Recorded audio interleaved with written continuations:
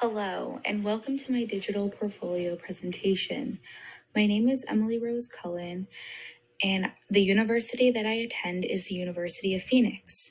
This is for class CUR/545, Using Technology for Teaching and Learning, and the professor is Deborah Clark, EDD. The assignment is due September 5th, 2022. Under week 1, there are 4 assignments. The first assignment we are looking at is for the 21st Technology Self-Assessment. The purpose of this assignment was to reflect on our ability to teach using technology in the classroom. At the very beginning of this course, I was uncomfortable and not confident with the idea of technology in the classroom. I felt unfit to lead other teachers if I had to do so. Also during week 1, I created a technology standards infographic. In this infographic, I compared and contrasted the ISTE technology standards for students and the Pennsylvania State Educational Technology academic standards for 9th grade.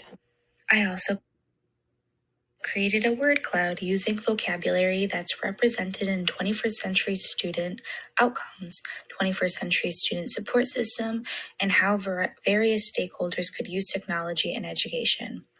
I also created a mission statement where I discussed the difference between technology use and technology integration, the roles of state and national standards and organizations when it comes to integrating technology in the curriculum, methods for integration technology into content standards, and what digital and media literacies are.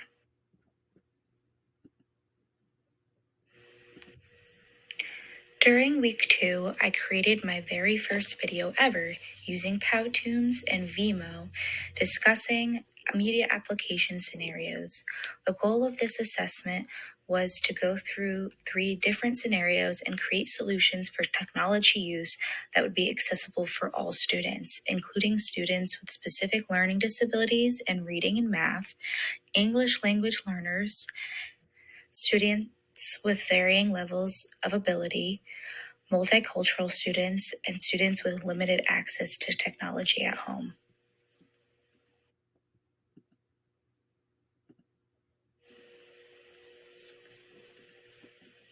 During week 3, I created a Lunch and Learn professional development PowerPoint that discusses facilitating group activities, conducting research, and communicating final projects. It also discusses the different methods of managing classrooms with only one computer, multi-computer classrooms, classrooms with handheld devices, and classrooms that had access to devices such as iPads, tablets, or laptops. It also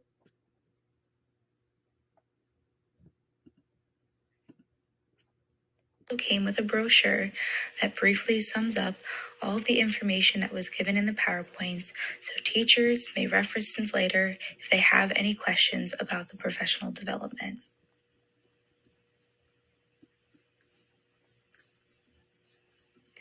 During week 4, I created another video using a simple video maker, presenting why virtual reality was important to implement in the classroom. I chose to discuss virtual reality for the following reasons. It has become more affordable, thus increasing the accessibility for schools. It could be used to motivate and engage students in the classroom. It could be constructive and a creative form for students, and students might get to interact with items, places, timelines, or people that they would not have been able to interact with otherwise. It also gives students an experience that they would not be able to have in a conventional classroom, hence the reason I chose to discuss it. This is a type of technology that could change education forever. I also created an infographic pros and cons list for a post-video reference. The pros are that it motivates and is engaging, constructive approach to learning, it's affordable, it's interactive, and it's accessible. The cons are time management may be affected, it cannot substitute for real life, it could possibly be addicting, it lacks flexibility, and it's also ineffective when it comes to human connection. During week 5, I also created a video using Simple Show Video Maker, and it discussed the digital divide in education. It covers the gaps between the levels of technology that education is exposed to and the actual use of technology in the classroom. Alongside this video, I also created a document of 15 resources that were overlooked and read that discuss legal and ethical issues when it comes to using technology in the classroom. These references range from copywriting to the FERPA privacy concerns to possible plagiarism and academic dishonesty. For week 6, I wrote an email to my administration requesting to use a resource called CyberSavvy, Embracing Digital Safety and Civility by Nancy Willard as a resource for professional development. The purpose of this is to make sure that teachers have the tools to teach students about internet safety. I also created a video about best practices and trends of technology integration in schools.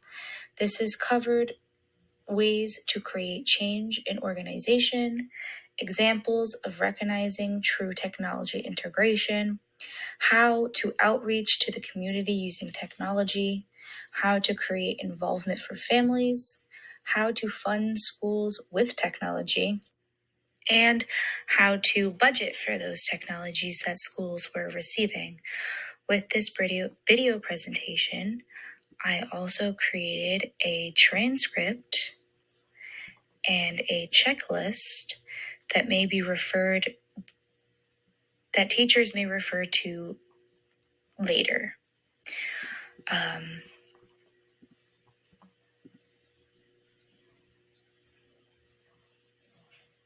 I appreciate you listening and to watching my digital portfolio presentation.